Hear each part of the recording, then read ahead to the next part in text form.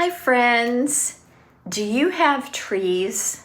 I hope you do, because trees are the best way that we can moderate the heat of our desert gardens, and they add so much beauty and value to our homes. But I bet that you are watering your tree the wrong way, if you're watering it at all. So let's talk about this.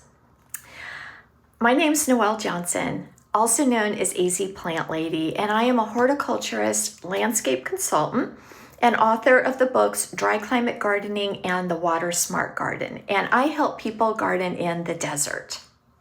All right, let's talk about your trees. When you first install a tree, you're planting it, and then you're likely adding water, maybe drip irrigation, right next to the trunk, which makes sense because that's where the roots are. But as the tree grows and it grows wider, guess what?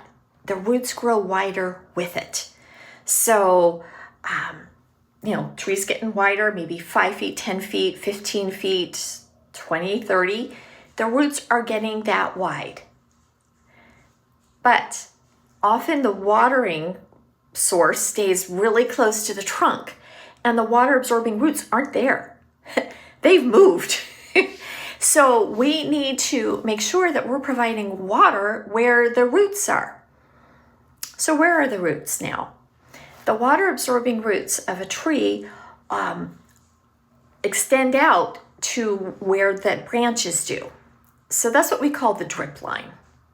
So think of if you're looking at a tree and you're seeing the trunk and you see the canopy, most of those water absorbing roots are where the branches end, where they extend out to. We call that the drip line. Because when it rains, underneath the tree doesn't get very wet. So it doesn't make sense to have the roots, to have those water absorbing roots there. It makes sense to have those roots where the water sheens off of the tree at the edges of the branches. That's where the water falls. And that's where the roots over time have evolved to grow. That's where we need to have our water. So as a tree is maturing and getting wider, our drip irrigation needs to move with the tree. Now, a tree that's been in the landscape for a long time, maybe it doesn't even have drip irrigation to it anymore.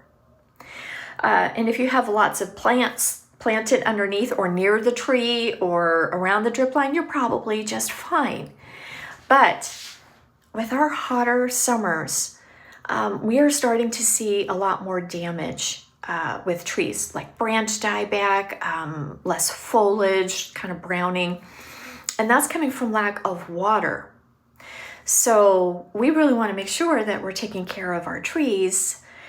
And you can move your drip irrigation, you can do it or have a professional come out and move it so the irrigation for your trees is around that drip line. Or you could use a soaker hose. And a soaker hose is an easy way to take care of this. And it connects to the end of your regular hose. And what you do is you put the soaker hose around that drip line of your tree. You turn it on for 2 or 3 hours, and you slowly let that water percolate down. Now, trees like to be watered to a depth of 2.5 to 3 feet because their roots grow deep. And again, we want to get the water where the roots are. So soaker hose is a really helpful way to do that. When it comes to frequency, trees need to be watered more frequently in the summer than they do in the winter. And fall and spring kind of fall in between in terms of frequency. So your local water provider has online water guidelines for you. They're going to tell you how often you should be watering, and depending on the season. Now, trees do not need as much to be watered as frequently as your shrubs or your ground covers or your vines.